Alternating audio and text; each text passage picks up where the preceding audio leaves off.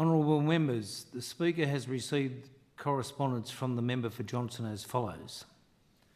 I propose for discussion this day the following definite matter of public importance. The need for an urgent review of the Racing and Wagering Act NT. The letter is signed by the member for Johnston.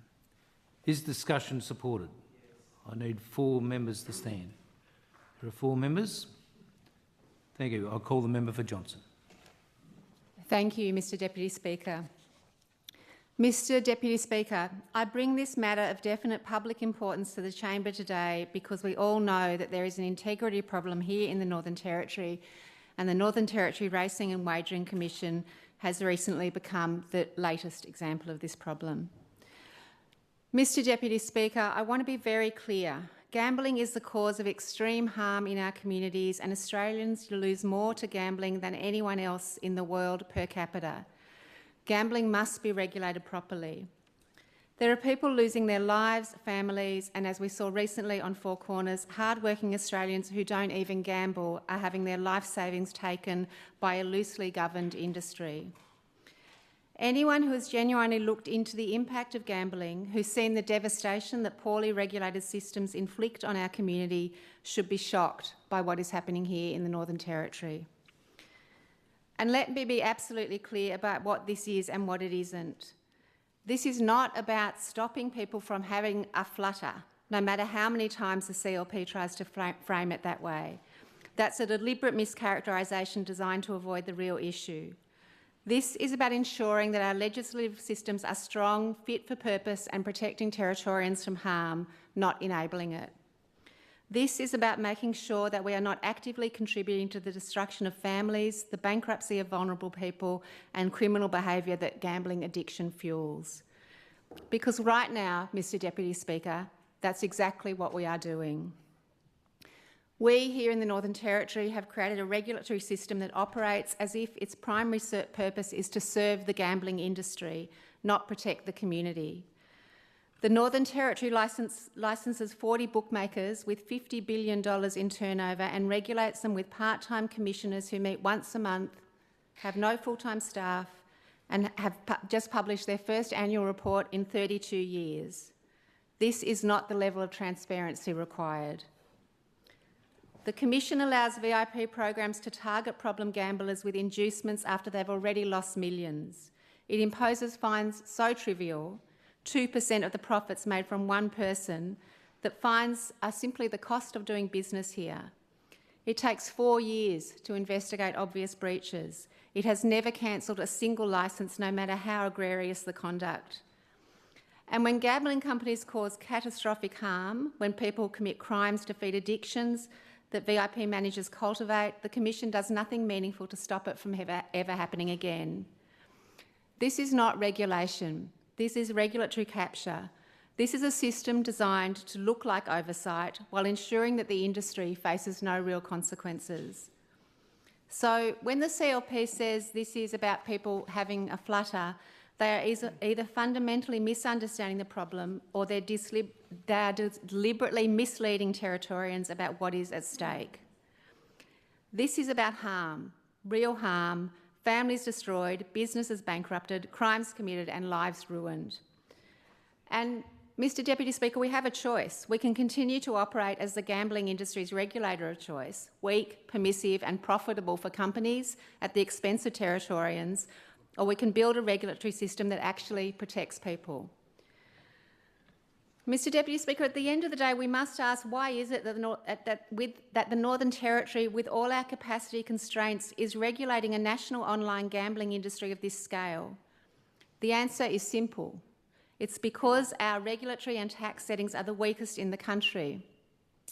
I asked a written question about this, and according to written question answer 125, the Territory Government only expects to get $35.5 million in revenue from online gambling platforms this financial year. That's equivalent to 0.071% of the collective annual turnover of these companies. Most Australians pay just over $3 in tax for every $10 we earn, but the Northern Territory expects online bettors registered here will collectively pay the Northern Territory less than a cent in tax for every $10 that they collectively earn. Mr Deputy Speaker, prior to being headquartered in the Northern Territory, these bookmakers were headquartered in Norfolk Island, an even smaller and weaker jurisdiction. And do you know why they moved to the Northern Territory? Because the federal government stepped in and took over the Norfolk Island administration. We were the next best or the next worst option, and now it's us who are being taken advantage of. Mr Deputy Speaker, this mess wasn't created by this government, but this government, the current government, does have an opportunity to fix it.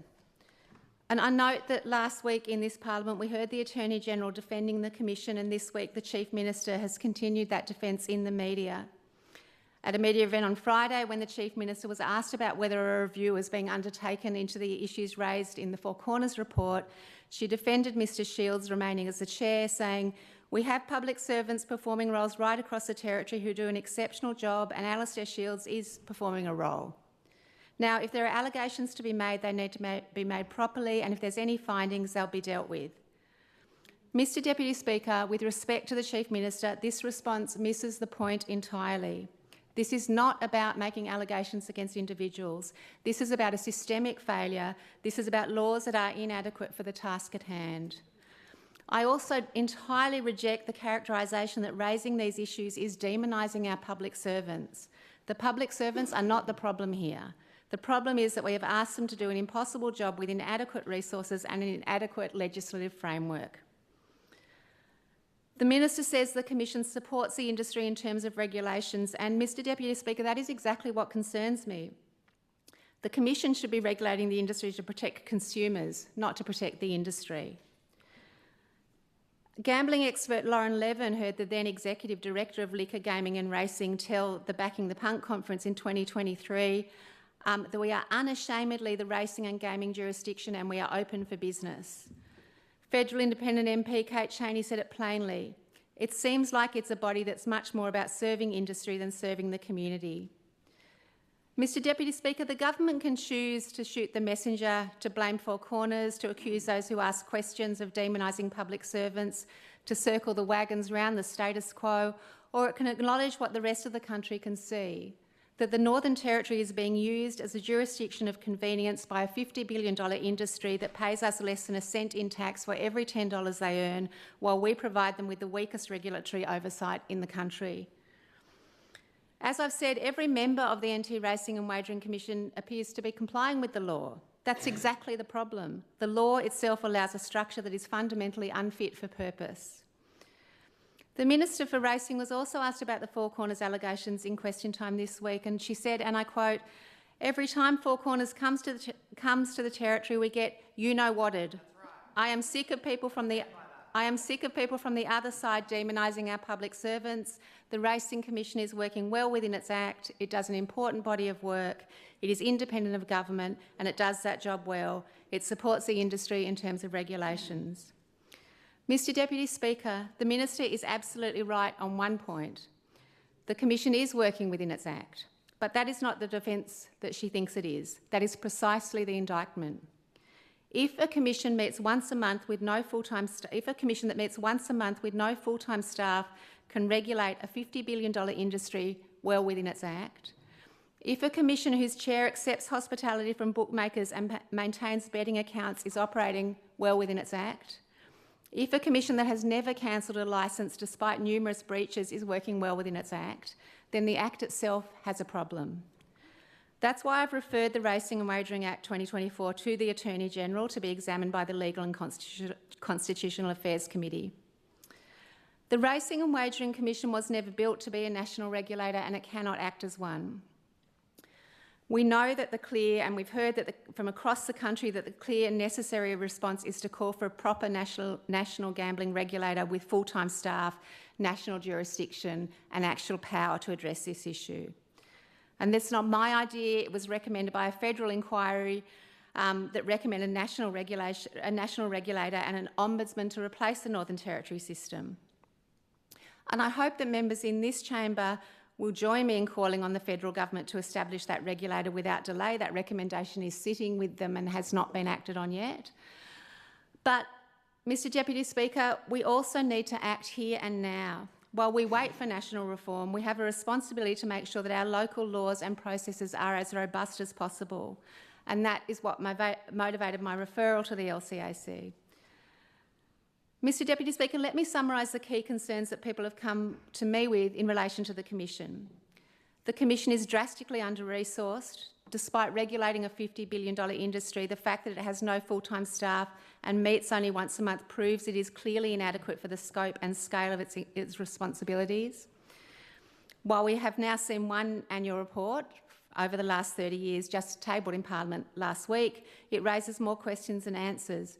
Mr Deputy Speaker, it lists $1 million on employee remuneration as the single biggest expense, but we also understand the Commission has no full-time staff. Mr Deputy Speaker, can the Minister tell Territorians who is being paid $1 million to work with a Commission that only meets once a month? The Commission's current chair, Alastair Shields, has openly admitted to accepting hospitality from bookmakers and maintaining account with one of the regulated entities. This continues a long history of closeness with the industry at the Commission. 6 of the last 10 commissioners have owned or part-owned racehorses. One former commissioner who disclosed a financial link to a major betting executive now works for a Darwin-based bookmaker. These connections raise questions about impartiality, even if all legal requirements are technically being met.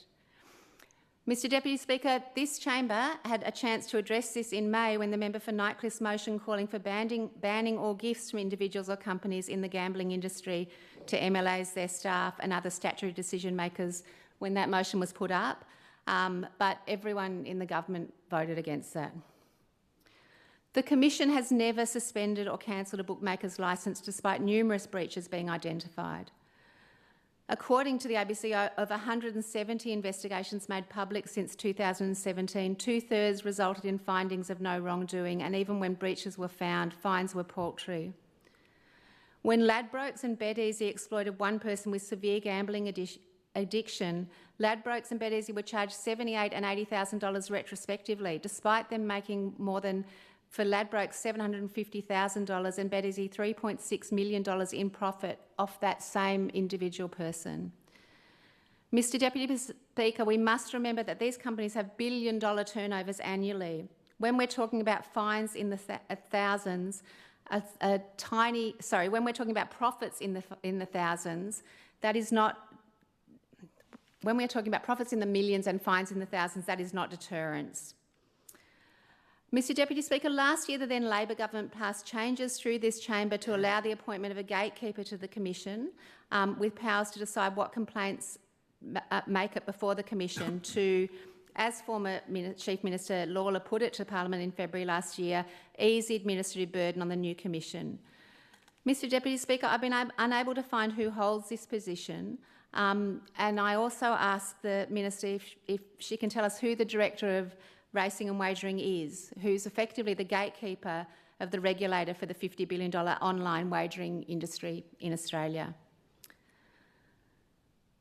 Mr Deputy Speaker, the complaints process is riddled with delays and limitations. Some investigations have taken up to 4 years to resolve, like the one I just mentioned. And beyond delays, a legislative change made in 2024 introduced a 2-year time limit for complaints, which means that victims cannot report an incident if it occurred 2 or more years ago, effectively blocking many victims of gambling harm from seeking redress. People who have lost everything are being told it's too late and the only option left is to seek legal advice, which many of them simply cannot afford. The reality is that gambling addictions can take years and years to address, especially if people are subject to predatory practices like the case I mentioned above, where multiple gambling agencies invited the man to VIP clubs, showered him in gifts, or to prolong his deeply problematic gambling. A 2-year time limit on making a complaint is simply not putting victims of predatory practices first.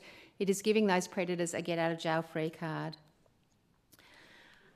Mr Deputy Speaker, as I've said, as far as we know, standing here today, the NT Racing and Wagering Commission is complying with the law, and that is exactly the problem. Because if this kind of structure, with this level of industry involvement, this lack of transparency and this weakness in enforcement is lawful, then our laws are failing us.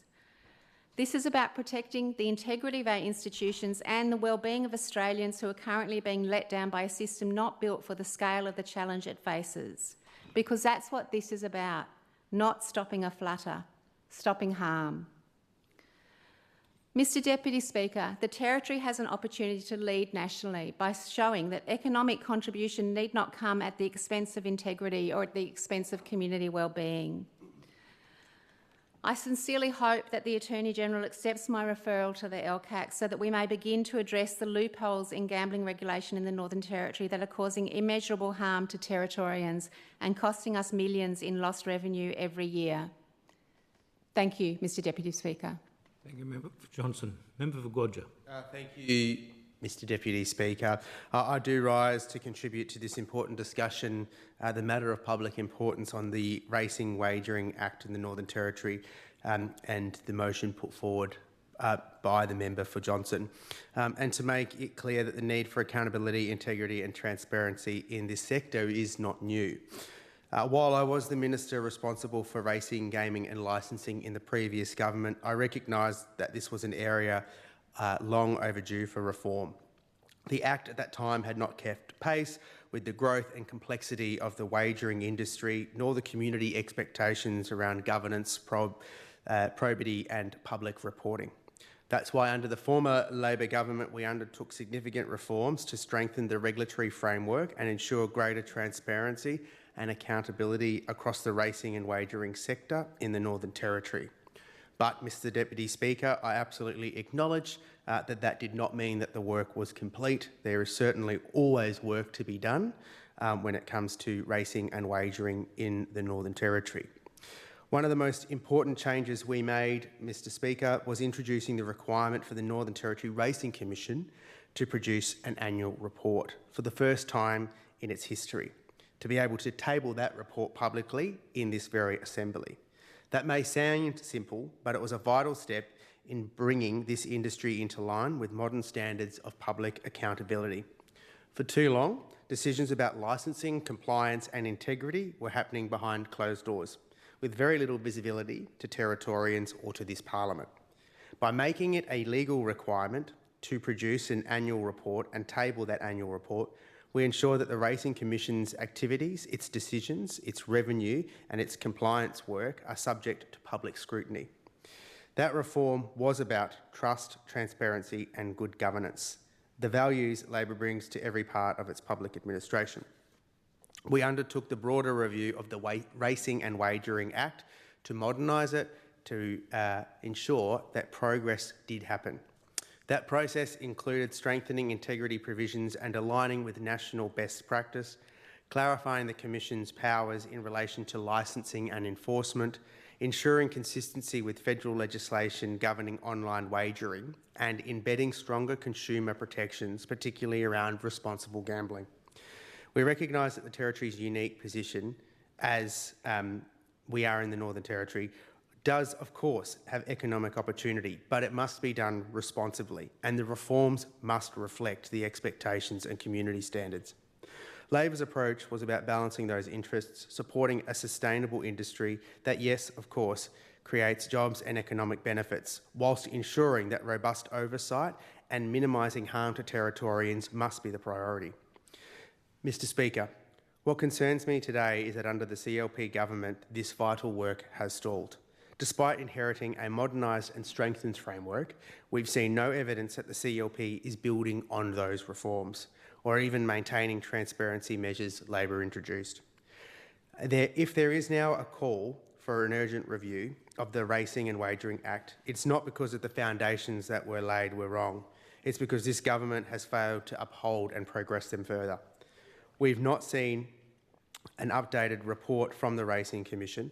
We've not seen evidence of ongoing industry consultation, and we've not seen any new action to respond to the emerging risks in the digital wagering environment.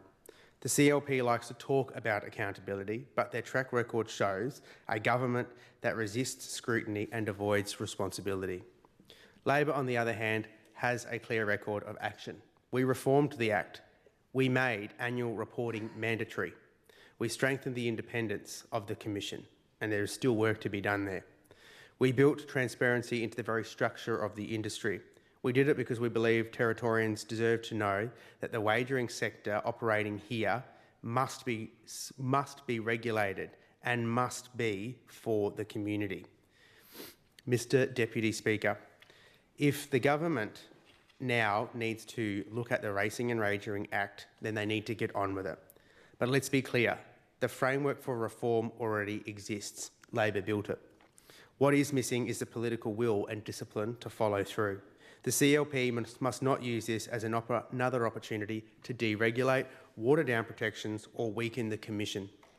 If the Act is to be reviewed, that review must be transparent, evidence-based and guided by the principles of integrity, consumer protection and good governance, not industry convenience or political expedience. Mr Speaker, the racing and wagering sector in the Northern Territory has evolved significantly over decades, and it is still evolving. What we need now is not another hollow announcement, but a genuine commitment to accountability, public trust and modern regulation. That's what we did when we were in government, reforming the Act. That's what we will continue to fight for, because integrity in government and transparency in public institutions should never depend on who is in power. That should be the standard that communities deserve. Mr Deputy Speaker, when we talk about racing and wagering, we're talking about a piece of legislation that hadn't been contemporised in decades. Language in the old Act did not reflect modern standards and traditions. The previous Act made no mention of online gambling or online wagering, or how to deal with that. We've heard from this Parliament time and time again for more work to be done when it comes to racing, gaming and licensing, Mr Deputy Speaker.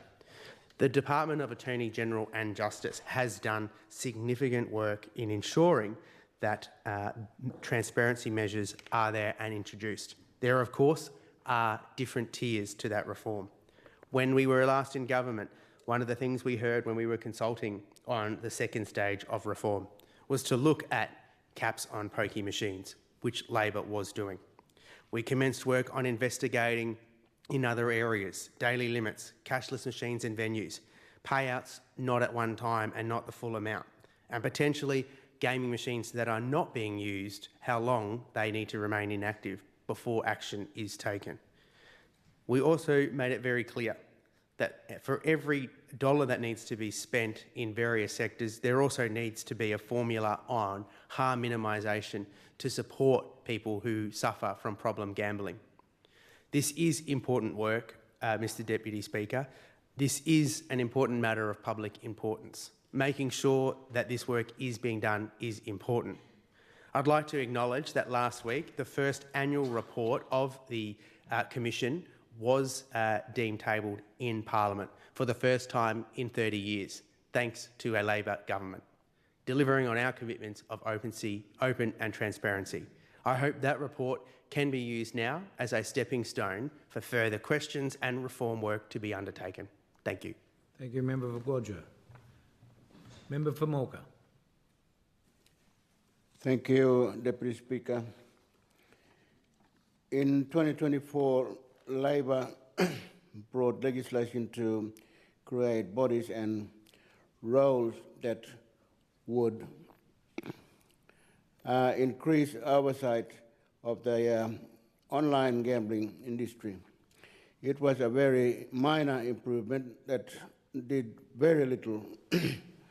As many advocates said at the time, it was a wasted opportunity to bring real change and real reforms that would actually bring a protection to victims of the gambling industry.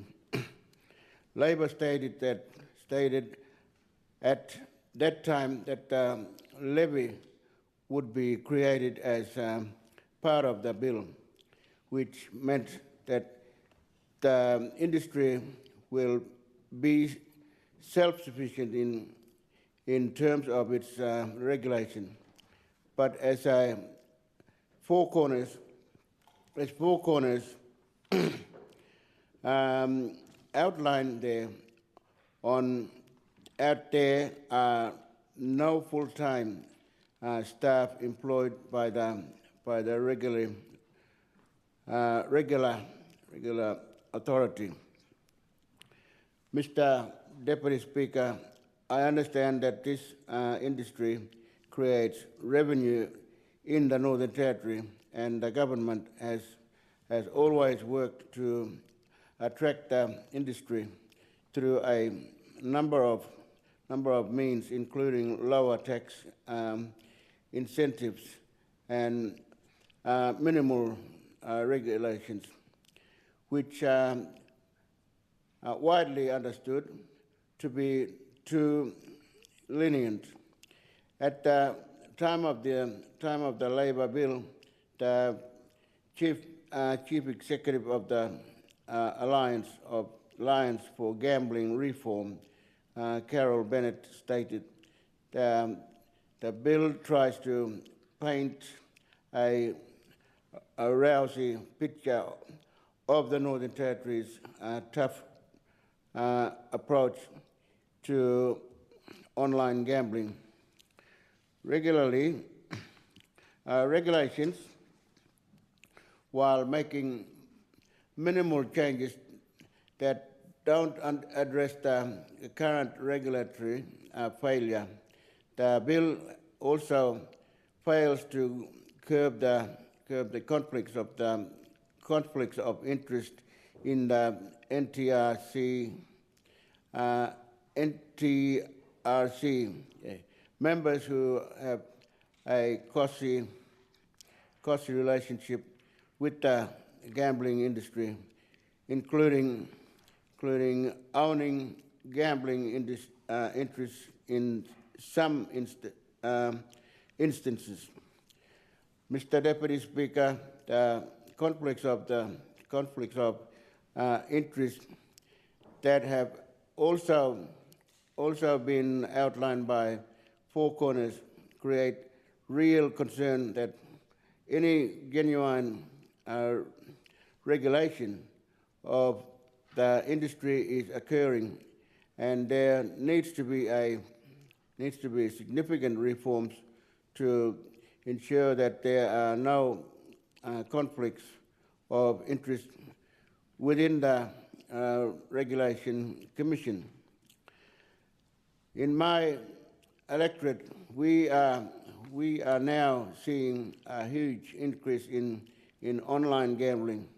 While gambling card circles caused greater concern previously, people now carry a casino in their pockets that takes the money out of our communities, whereas gambling circles have always kept the money in our communities. Some of these websites are overseas casino sites with slots machines, spins of roulette, etc. However, some of these websites are Australian for sports, betting, and keno. We already have a high cost of living in remote communities, with higher cost for food, fuel, electricity, and travel. Families cannot afford to lose whole income to online gambling. People have started it for fun as a game, but they are further encouraged with offers of free spins. It is like a fishing line and a hook. You grab the bait and you are hooked. They keep coming back, offering more and more bait in to keep you hooked. In this way, the gambling industry is hunting for victims, and they are now taking money from many vulnerable communities. Many people do not realize how much money they are losing because they are moving money around online, but overall extended family groups have least money for essential goods. There is also an impact on children who see their parents and family members playing on their phones and gambling online, wanting to give it a try. This is setting up a bad habit for children and future generations. Communities also need resources for education workshops on this issue in local languages, explaining the online gambling story so that people cannot make informed decisions about gambling and get help from people if they need it. People enjoy playing these games and want to win money to buy cars and boats and to enjoy life, but they often do not realize the darker side of it. They become addicted and lose a lot more money than they win. Mr. Deputy Speaker, I will finish this speech today with the same message that I gave to the Labor government in March 2024. And today I hope that the CLP government will be listening. This government needs to consider the economy and the income generated for the Northern Territory from this industry. But there must be an ethic and moral balance in how it is done. The anti-government is encouraging the online gambling industry to remain in the Northern Territory by allowing it to operate with weak regulations and penalties. It would be much better if the Northern Territory government encouraged the industry through other means, because we should not be sacrificing the welfare of people across Australia for empty financial gain. This CLP government needs to do better to protect people from an industry that does great damage to individuals and families across Australia. Thank you, Madam Speaker. Member for Nightcliff. Thank you, Madam Speaker. Let me just get to my speech. Okay, Madam Speaker, I do rise to give my contribution to this matter of public importance and support this matter of public importance put forward by the member for Johnston. So the recent Four Corners report on this topic did reiterate what so many in our community have been saying for years, that we are not doing enough to regulate the gambling industry in the NT, and it is having an enormous consequence for Territorians. Oh, sorry, give me one moment, I've just... So as the Minister rightly said last week, the Greens do not like gambling. I know we don't like gambling, but I'm going to take a moment to explain why. It's because Australians lose more money per capita to gambling than any other country in the world. It's estimated we lose around $25 billion per year, about $1,000 per person. For comparison, the whole federal education budget is just over $30 billion per year. Now, the Northern Territory is no exception to this. Anglicare puts the number at about $4 billion per year here in the Territory. That's almost a fifth of the nation's gambling losses inflicted on a territory with less than 1% of the population. The gambling industry and their political mouthpieces will tell you that gambling is all just a bit of fun and that Australians can be trusted to gamble responsibly. But to talk about this issue in this way conceals the, frankly, wicked actions of this industry. It completely ignores, it's a really misrepresentation of the issue because it completely ignores the ways in which this industry preys on people. Gambling is deliberately addictive and the industry is absolutely relentless in targeting vulnerable people. This is well documented. So the recent Four Corners episode, Losing Streak, tells many stories like this of gambling companies actively incentivising problem gamblers to make bigger bets, taking inordinate amounts of sums from them without any regard to where that money is coming from. And it's hard to quantify the extent of harm the gambling industry inflicts on the Territory. It can't just be measured by the number of $50 notes swallowed by pokie machines, because the costs of gambling in the NT arise in so many different ways. In the number of families torn apart, the number of jobs lost, the number of victims of violence and domestic violence and abuse, the amount of money laundered, the amount of lives destroyed. Gambling, and in particular the pokies, are designed to take money from those who can least afford it. And I encourage everyone who has questions about gambling and pokie impacts to also watch a documentary, an Australian documentary called Kaching, Pokie Nation, which at the start of the year I screened for people in my electorate, and we also heard from representatives from Gamblers Anonymous who came and spoke to us about their experiences. This documentary really lifts the veil on the pokie industry and the malicious way that it targets vulnerable people and uses their industry lobbying power to ensure that they get their way with policymakers. I put forward a motion earlier in the year which detailed the excessive harms the gambling industry perpetuates on our community, so I won't lay them out all over again.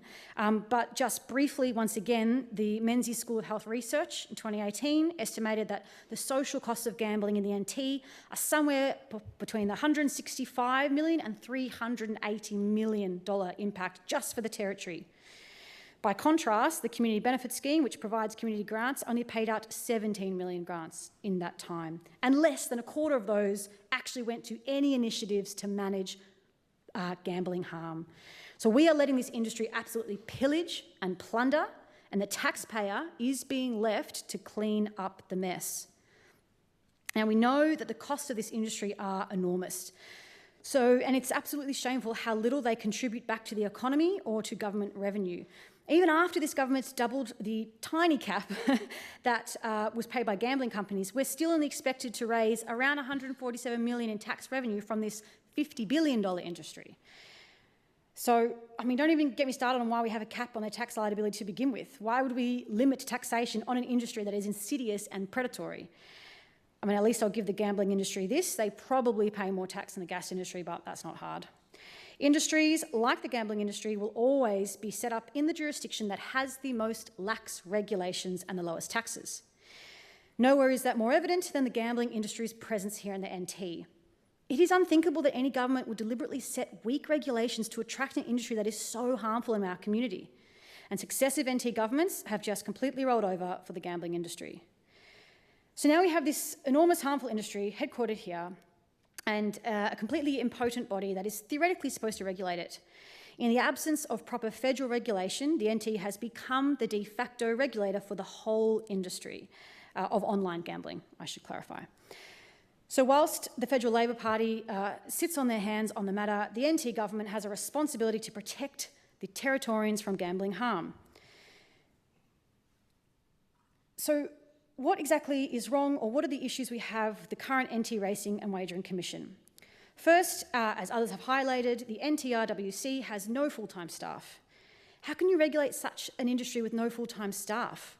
For comparison, the equivalent body in the UK has 300 full-time staff. The equivalent body in Denmark, a country of only 5 million people, has 150 full-time staff.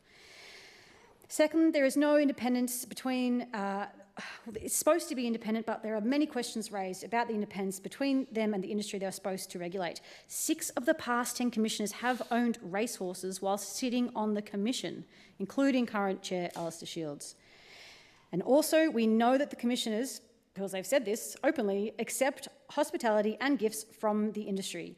This creates major questions around the ability of the Commission to be able to impartially regulate the industry. It's no wonder that the Commission is clearly failing to hold the industry to account. The Four Corners revealed that the Commission has never cancelled a licence due to disciplinary action. This is despite very strong evidence of terrible behaviour, like providing financial incentives to problem gamblers to open accounts, or like profiting from the proceeds of crime.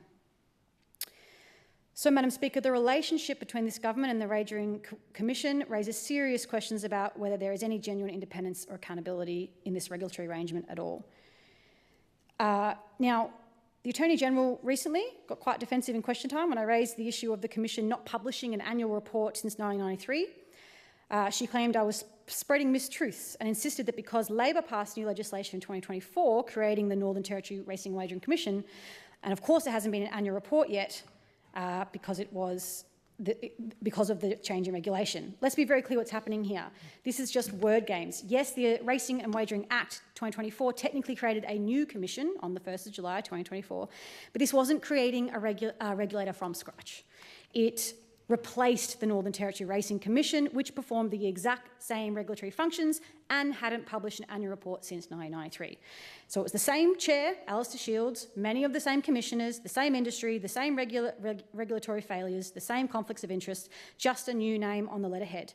And the Attorney-General wants us to believe that this is somehow a fresh start that absolves decades of non-transparency. And yes, I can see the Commission has quietly published its annual report on the 16th of this month, and I absolutely welcome that. But this still remains that this is the first report from those regulators in 30 years.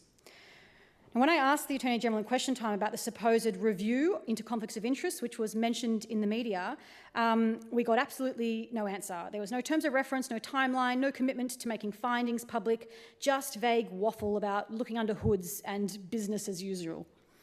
So let's be clear about what those failures are. This Commission has just recently published its first annual report since 1993, over 30 years. Think about that for a moment. 3 decades. This body has operated with virtually no public accountability, no reporting on its activities, no transparency about decision-making, and no disclosure of the gifts and hospitality its commissioners receive from the industry they supposedly regulate.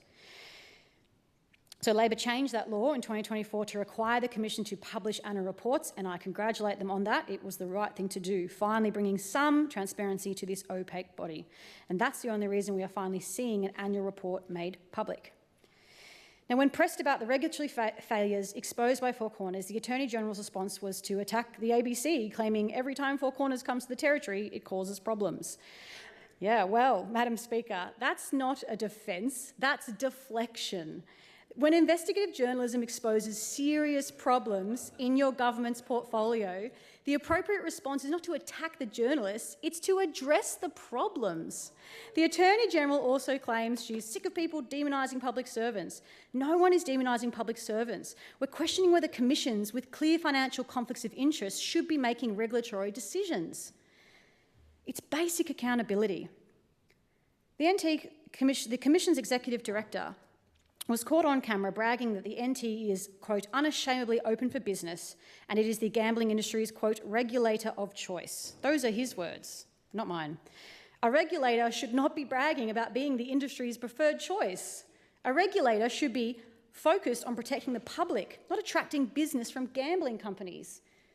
Those on the other side cannot utter the word accountability while accepting that. It's a joke. And so what has this government done? When given multiple opportunities in question time to commit to replacing the conflicted board members, the Attorney-General refused. When asked about the review timeline, she refused to answer.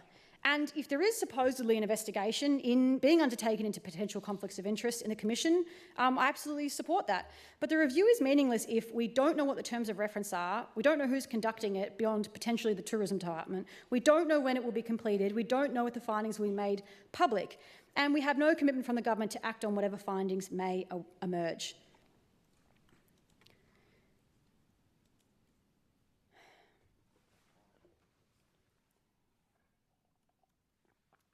I urge the Minister to ensure that commissioners who are found to have a conflict of interest are removed from the Commission immediately. Not shuffled sideways, not given a warning, removed. Because right now we have a gambling regulator that serves the gambling industry and not the people of the Northern Territory. And this government's refusal to take decisive action makes them complicit in that failure. Now, Madam Speaker, you will recall earlier this year that I introduced a motion calling on the CLP government and all members to overhaul the gambling regulation in the Territory. That included calling for the banning of gifts from individuals or companies in the gambling industry to politicians and their staff and statutory decision makers, which would include the Commission. Now, both the CLP and Labor voted against that motion. So let that sink in, Madam Speaker. When given the opportunity to ban gifts from one of the most predatory industries in Australia, an industry that extracts $4 billion a year from Territorians, both the major parties said no. And we know why. In 2023 to 24 alone, gambling companies donated tens of thousands of dollars to both Labor and the Liberal National Coalition, as the federal government was considering gambling advertising reforms. Sportsbet donated $88,000 to Labor, Tabcorp donated $60,500, and Responsible Wagering Australia, don't you love that name, which are the peak body for bookmakers, donated $66,000. And conveniently, Sportsbet's $88,000 donation came to Labor just weeks before the federal government decided to reject a recommended blanket advertising ban in favour of weaker caps. At the federal level, the Liberal and National parties have also been taking money hand over fist from this industry. Over the past decade, from 2013 to 2023, gambling companies linked to horse betting donated $2.7 million to the major parties, with Labor receiving $1.5 million and the Liberals receiving $952,000. Tabcorp alone, if they cease the interjections, they might actually learn something here, because they clearly don't know how to do any research into their own party's complicity in this. Since 2014, the Nationals have accepted nearly $275,000 from Tabcorp, making them the 9th biggest donor to the Nats, and $81,000 from Sportsbet. Now, I'm not suggesting there's a quid pro quo here, but when you're dependent on donations from wealthy interests, it's awfully hard to stand up when they come knocking. Now, the Attorney-General can fabricate all the claims she wants about the Greens taking gambling money, which is categorically false. But the facts speak for themselves. And guys, I promise you, listen up, it's coming. The major parties are bankrolled by this industry. Everyone knows it. I don't know why you're trying to hide it or make that you're better than everyone. And this is why they refuse to regulate it properly. Silence. That's why they vote down common sense reforms like banning gifts to regulators. That's why we have a Racing and Wagering Commission riddled with conflicts of interest, while the CLP defend them. Recent data shows that alcohol and gambling companies donated $2.47 million to political parties in the last financial year. As the Alliance for Gambling Reform said, it is a blatant attempt to undermine reform, and in doing so is attack on our democratic process. When you're taking money from an industry, you become beholden to that industry. That CLP and Labor can deny this all they want, but Territorians aren't stupid. They can see what's happening. They can see a government that refuses to properly regulate a $50 billion industry, causing immeasurable harm because they're too compromised to act. Now, look, both parties exclude tobacco donations, right, as an example, because tobacco kills people. Well, gambling destroys lives too. And I think the public conversation on this is starting to change. We used to have, as I made this point in my previous gambling speech, we used to be, sports teams used to be sponsored by tobacco companies. And as a community and as a society, we changed that. We recognise that things overwhelmingly have a harm in our community. Oh, yes. Yes, point of order. Be granted an extension. The question is the member... No extensions, sorry. No extensions. Oh, no. So I will finish that in my adjournment. Okay. That's very sporting of you. Member for Drysdale. Madam Speaker, I wish to table the Public Accounts Committee's annual report 20... Oh, no, sorry, member for Drysdale, we haven't finished the matter of public importance yet. So at the end of this, you can table the report. Are there any other speakers? Member for Brennan, Attorney General. Thank you, Madam Speaker. Right, so where do I begin? I just want to start by speaking directly to the people who live in Milner, Jingley, Moyle, Alloa, Nightcliff and Rapid Creek in particular, because I really do wish that your local members of parliament were as passionate about crime and reducing crime as they are about gambling in the Northern Territory and in Australia for that matter, because those people in those suburbs need to know that your local members voted against every single crime-reducing policy and legislation that we have brought into this parliament since the very first parliament of our government, our CLP government, and I want them to know that, because that is an absolute shame.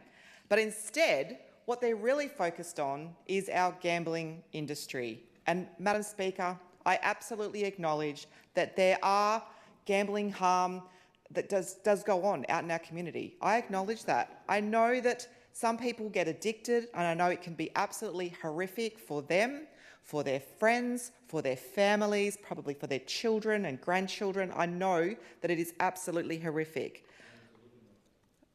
Exactly. So, and I'll pick up on the member for Barkly has reminded me that the member for Nightcliff has just listed out a huge run sheet of how many donations have been received by two different parties from different gambling agencies, operators. You didn't mention the Greens, who have had how much? I might need some help as how much, as I don't have the notes in front of me. I think it's about $500,000 from one gambler. Forgot to say that. Cease the interjections, please. And accepted that as a donation towards their election campaign. So the Greens come in here and pretend like they hate gambling, and yet they accept donations from gamblers. Now, Madam Speaker, I want to just touch on a couple of things the member for Gore just said, because I cannot believe it, for the first time in a very long time, maybe forever, we actually agree on something, and that is that this act that was brought in 2024 was actually a really good act, and it was a bipartisan approach. We all supported this Racing and Wagering Act that came in. I know the department had done a lot of work. I know the department had been out consulting with industry, with the community as well, and all of the different stakeholders that make up the racing and wagering industry. And so we agree that that was legislation that was brought forward, and like he said, and I'll reiterate, it was an act that replaced another act that was over 40 years old. You know, it had been outdated for a very long time. This act set higher integrity standards, and it introduced the annual report, which is this famous report that everyone's so shocked that it didn't happen before. It didn't happen before because it wasn't in the act, and the act was written 40 years ago. So it's a good thing that the new Act is allowing for the annual report to be put forward, which we've seen for the first time.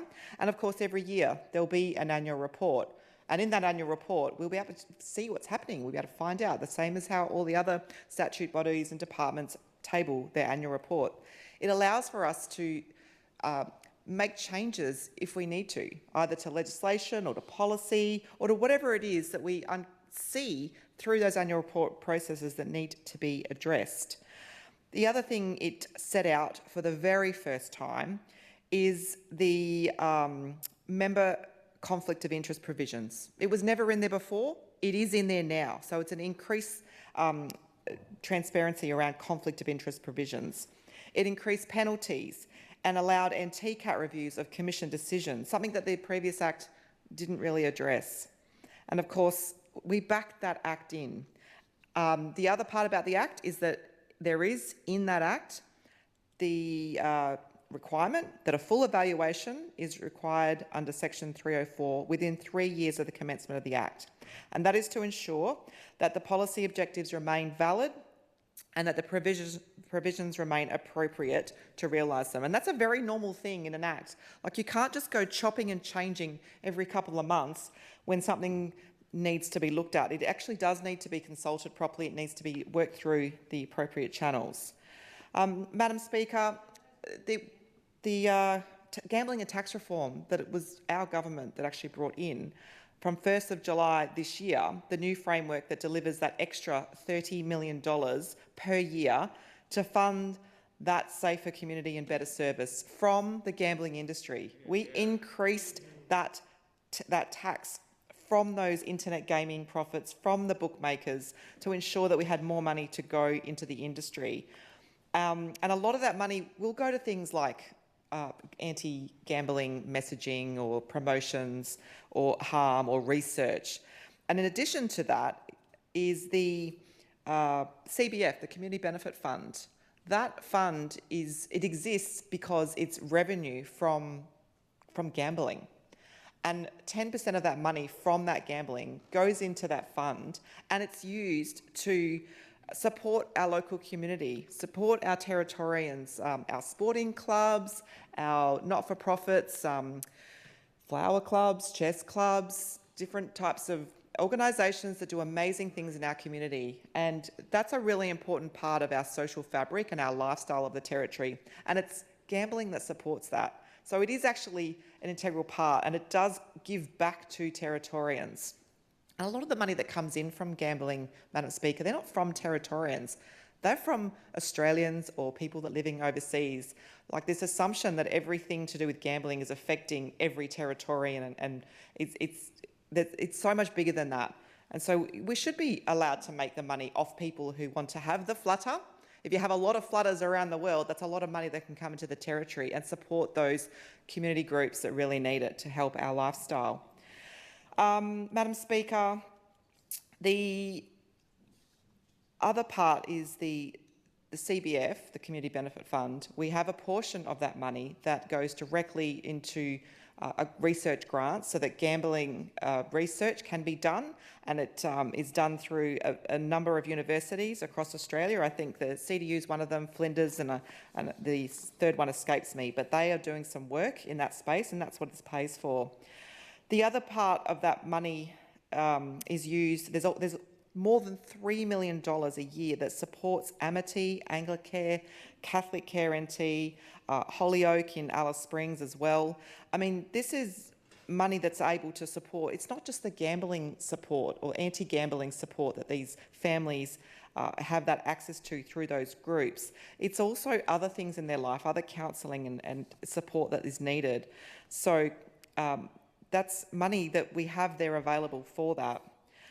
Madam Speaker, the other part I want to bring the chamber to the attention is the strategic review of the NT racing industry, because I've now completed that review. It was something that I did as a racing minister last year, wanting to provide a clear plan for long-term sustainability for our racing industry, and that review commissioned by our government strengthens governance, transparency and performance across all racing codes. And I'm proud to say that we have supported 14 out of those 15 recommendations because we do want a sustainable racing industry going forward. Of course, includes the creation of Racing NT, which is a new body that will be governing both greyhounds and thoroughbreds, unlike it currently is now. It'll be independent, it'll be skills-based, and of course it'll govern. And there'll be a new model that delivers a multi-year funding agreements, which will have transparent capital works and stronger accountability for the clubs that work across both greyhounds and thoroughbreds. And this is about building a racing industry that does support hundreds of local jobs. It also contributes $160 million to the economy, and it really does remain a very proud part of our lifestyle. I think I saw the member for Guadja down at the racetrack over the carnival, and he was having a grand old time. I would love to see the member for Johnston and the member for Nightcliff one day at the racetrack. I mean, that would be amazing. We'd be able to pick out a horse together and put $2 on it and see what happens. I mean, that would be really lovely. Because I know that, many of the members across the chamber do enjoy going to the racetrack, and many of, partners, spouses, I know they love it as well. And there's probably plenty of them do own horses. It's a really good way to be part of the community. I mean, the racing, the Darwin Cup and the racing series of events is like an iconic part of our calendar for the Northern Territory. I was just in Alice Springs last week, Madam Speaker, and we had the Red Centre awards for racing, and it was so incredible. I mean, what people don't understand who hate gambling, and we know who they are, is that it's a life for people. It's their career, it's their job, it's their love. I mean, the racing industry participants who were there at the Red Centre Awards last week, there was an announcement about the winner who had raced in previous races, and this horse was named like Horse of the Year, I guess, as the equivalent. But that horse had recently died. The emotion in the room was really, really touching. Like, I was moved as well. The trainer was crying. The jockey had tears as well. When I had to announce it, I was feeling really emotional as well. Like, these horses become people's lives. I mean, it's a really big deal. And so, you know, I don't really like the fact that it gets demonised across Australia. I don't like how the media make out that gambling is this awful thing. Of course, it can be awful. It can cause real harm. It really can to some people, but not to everybody. Most people, most responsible people can actually have a little bit of flutter here and there, go down to the track every now and again for a big event. But most of it is really genuine, heartfelt contributors to our lives, their lives. So, Madam Speaker, I am really proud to be the racing minister in a CLP government.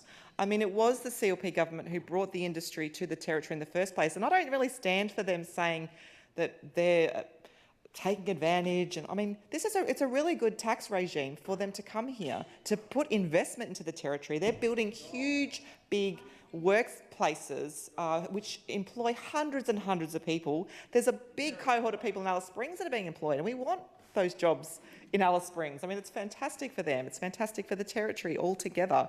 So, Madam Speaker, I do take on board some of these, issues that are being raised, but at the same time, like I've always said, it's not set and forget. Of course, if there's issues, we'll look at them. Of course, if you've got evidence of any real claims and you've got the proof, then give it to the right body to investigate. It's not about just online claims or, standing up in Parliament and accusing different people of different things. Like, put the evidence forward to the groups so that we can, if there is problems, we can fix it. We're not afraid to do that. We've been fixing everything else for the last 12 months. It's not job done. So thank you, Madam Speaker, and I'll leave my remarks there, but I am proud of our industry and I'll continue to back it in. Are there any other speakers? Goodness me, that's the end of the matter of public importance, I take it. Member for Nightcliff.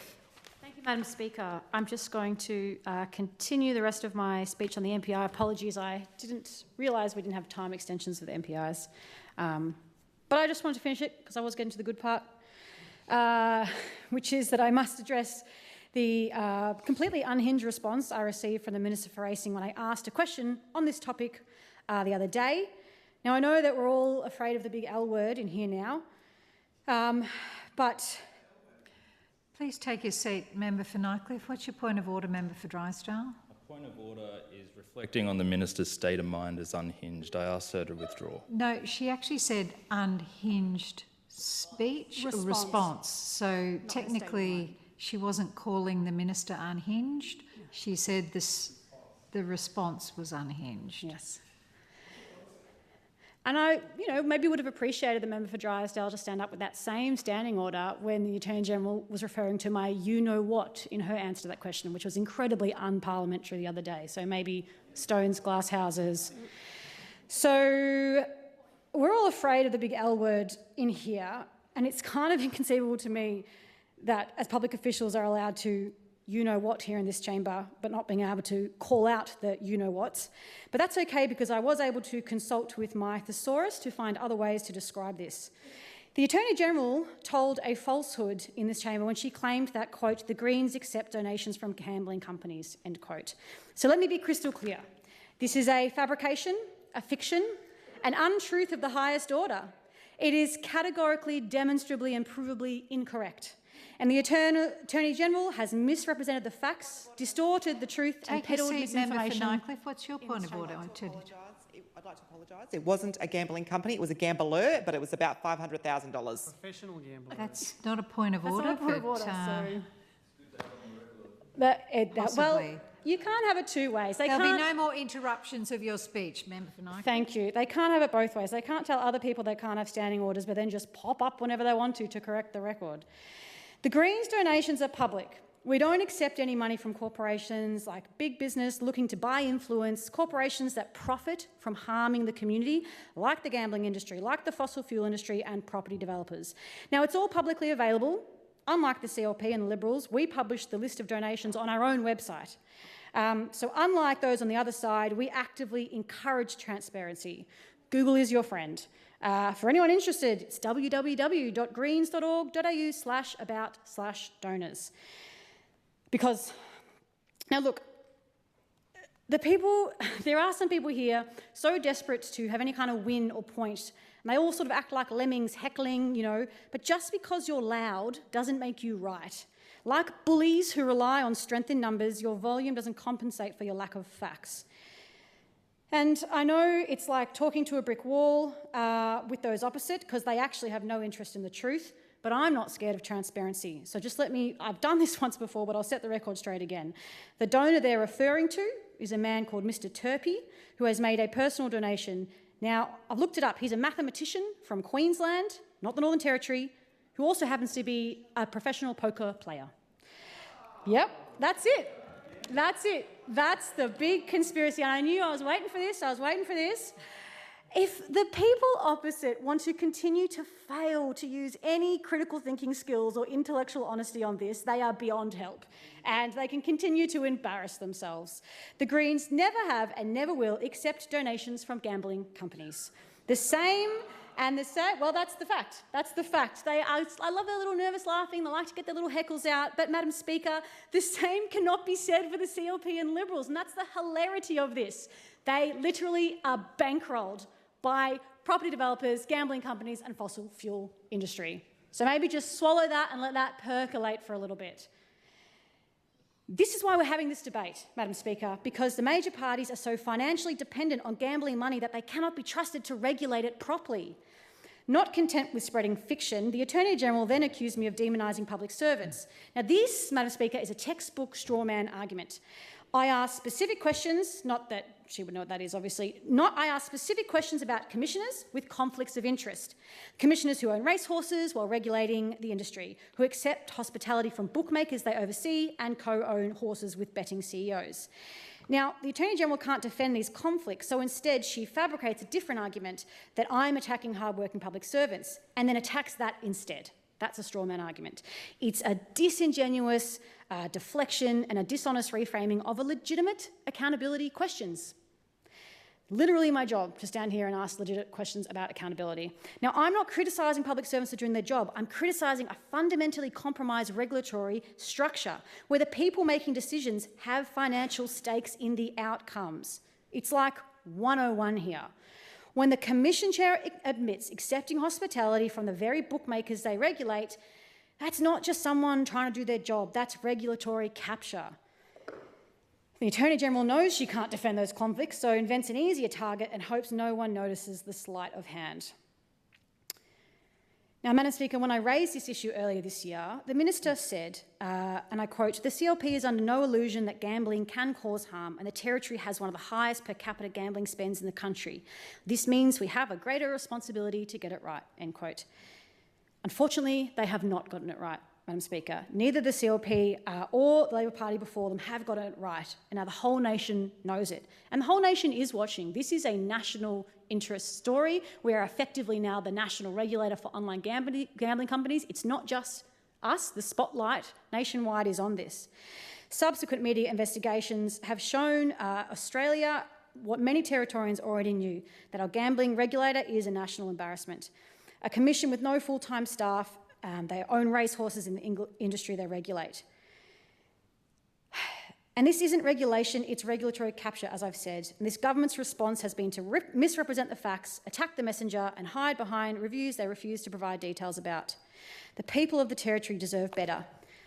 People are losing billions to this predatory industry and they deserve better. families torn apart by gambling addiction do deserve better. And I'd like to give a shout out to the members once again of Gamblers Anonymous who have spoken at events that I've held and the stories that they've shared of the ways that the industry has impacted them. So I urge this government once again, the victims of crime funded by gambling losses also deserve better. Take this issue seriously. Release the terms of this the reference for the review, set a deadline for its completion, commit to making the findings public, replace the conflicted commissioners, and for once put the well-being of Territorians ahead of your relationship with the gambling industry. CLP has a choice now to be part of the solution or continue to be part of the problem. I really want to see this chamber and this government put the well-being of Territorians above the financial interests of the industry. And I would love to see the so-called Government of Action take action on this. Thank you, Madam Deputy Acting Speaker.